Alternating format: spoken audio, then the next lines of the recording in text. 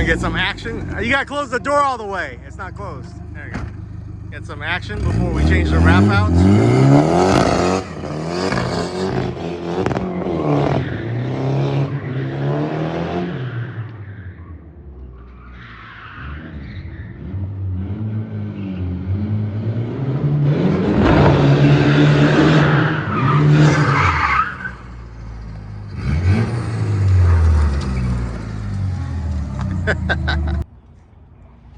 Okay, so we're back at it again. Today we're doing some tuning. The only problem I have is that this kit that I got from CX Racing is trash. Okay, so it normally routes like this. As you guys saw when we had the car done, it sits like that, and then it goes from the turbo over here. But for whatever reason, they thought it was a good idea to put the bung for the blow-off valve right here. As you guys saw, this sits there like this, and it just rubs onto this pipe or the tubing, right? So when I go to put my other blow-off valve in, it's just it kind of just meshes even more. Yeah, I mean, hey, what's a better blow-off valve? That's a good blow-off valve. Oh, this is good. Okay. Yeah. Anyway, so we're redoing the piping. He's just gonna weld it up kind of like this over here. There you go. Okay, look at that. Sick.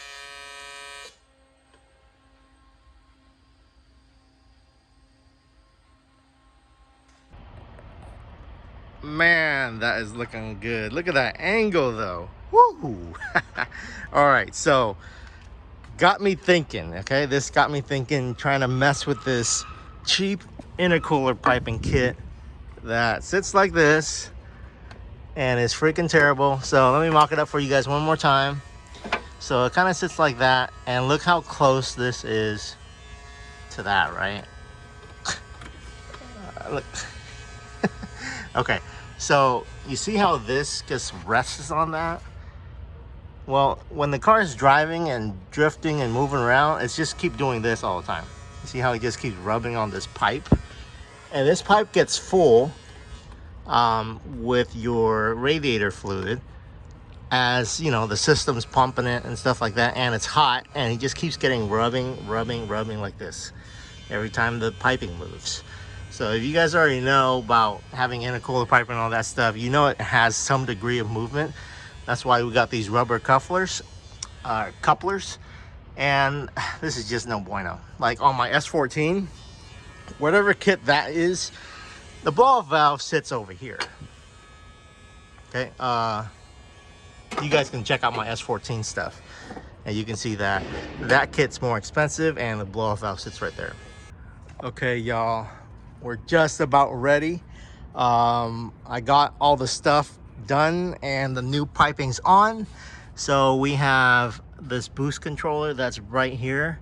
It's plugged into this plug, and it's gonna run all the way over here into this stuff. So I'm not sure what's going on there, but that's going to control the boost. Over here the piping has been rerouted, so you can see now it's such a better angle, and then I can just extend this when the new coupler comes. I'm getting another 45-degree angle coupler that's going to push it out here, and I have a little pipe section so that this thing will sit, the filter will sit right here perfectly. Now that the blow-off valve is sitting in this position, this is way better than the last setup. I got this line that's going from here to the boost controller, and it's all braided so that it can be protected from the heat because it's right there by the exhaust manifold. This line should probably be okay, and it's gonna run into this this Y wiring right here. One end goes into the top of the boost controller, one goes down here. So this is all gonna be controlled by the ECU. And we're gonna make it so that it reads E85 level. So when the flex fuel sensor reads that there is a good amount of E85 in there, it's gonna automatically increase the boost because the better fuel can take higher boost. When I'm running on 91, it will lower the boost. So that's the plan. We're gonna get this thing rolling, and we'll start tuning it right now.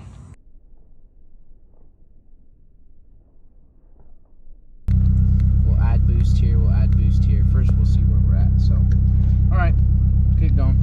Let's rock and roll.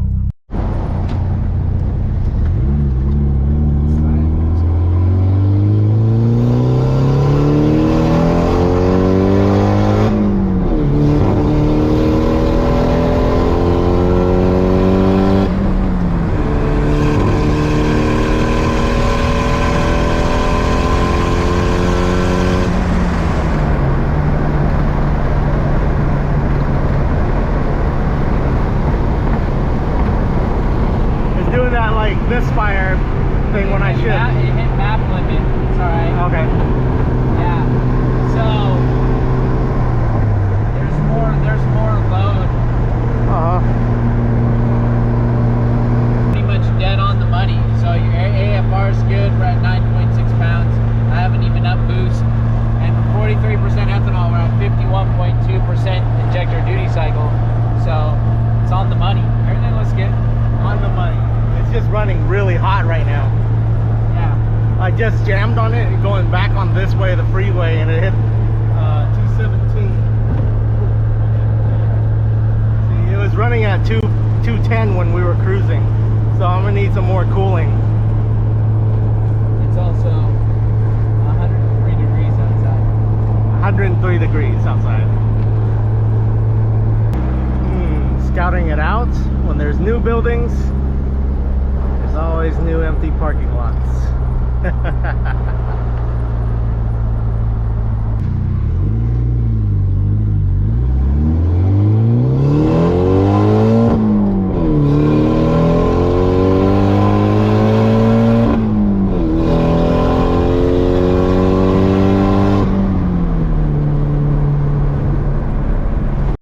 All right, made a pit stop. We got some Arizona tea. So we're now at 54% ethanol. Just did a new fill up over here.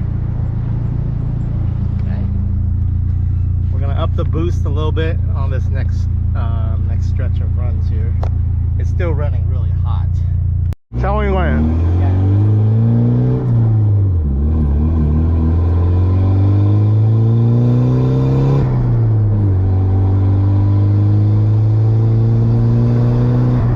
Go straight? Yeah, slow down at the light. Just slow down. Okay. Slow way down. That's good. Do like the second. Go ahead and rip on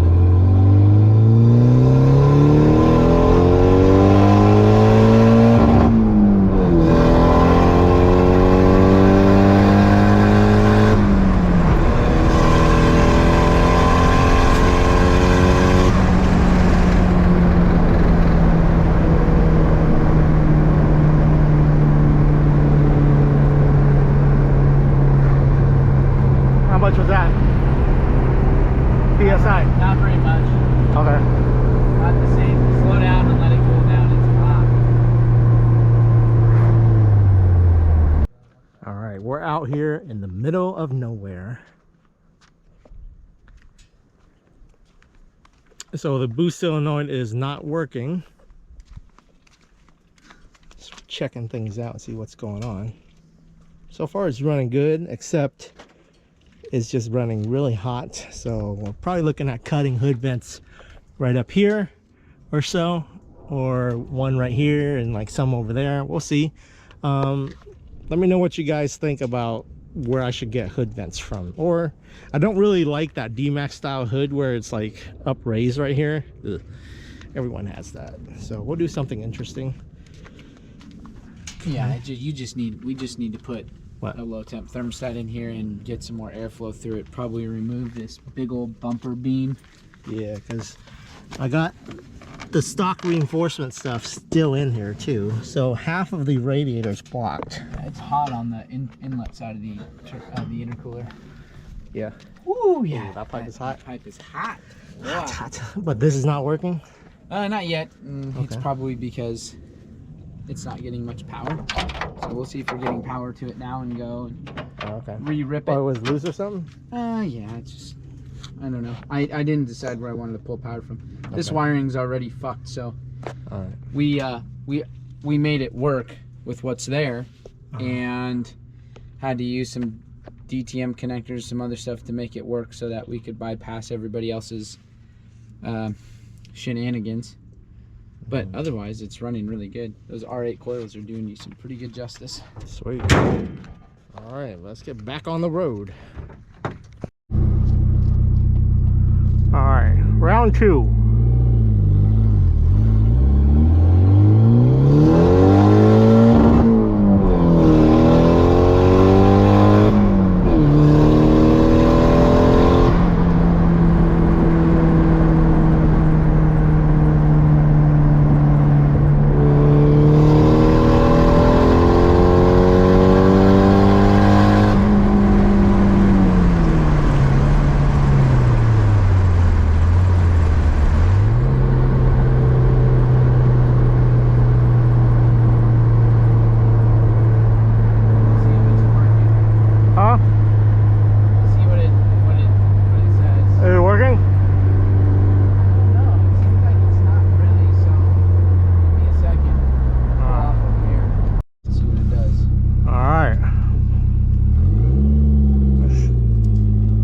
See if it works this time. Just rip on it.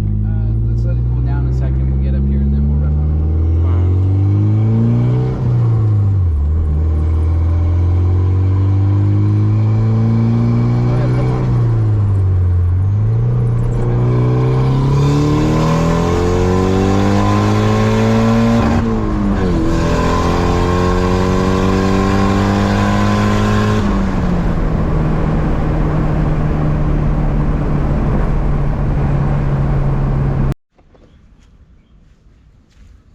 Okay, we're back home.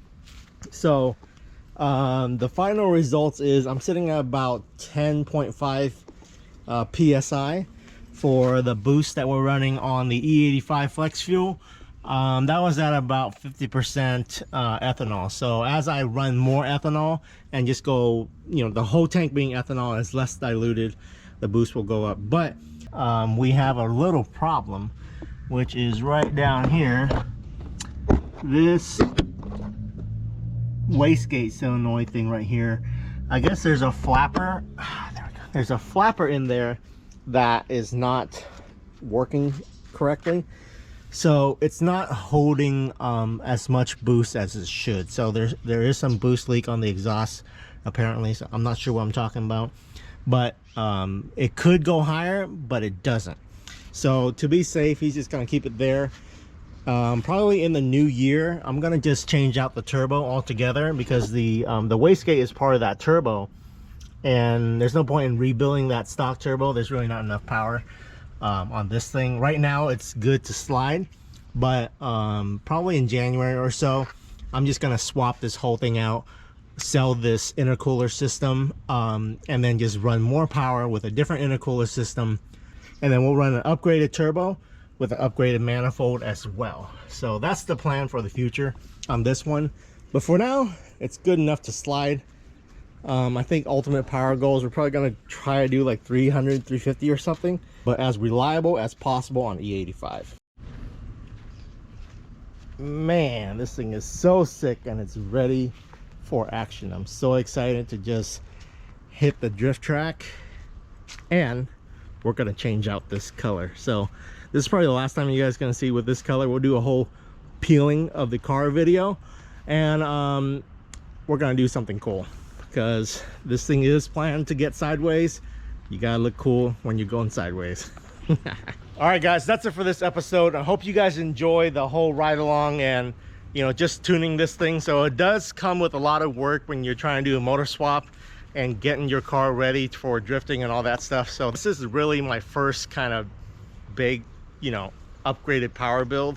I know it's not a lot of power, but it's good enough to get some seat time and practice and be reliable. The whole point of this is to just be able to drive it to a drift event like in Stockton or something like that. That's an hour away, and then drift all day and then come home. So the only thing I would need to do is change the tires. I don't have to worry about getting towed or anything like that. So until next time, like, comment, subscribe. I'll catch you guys later.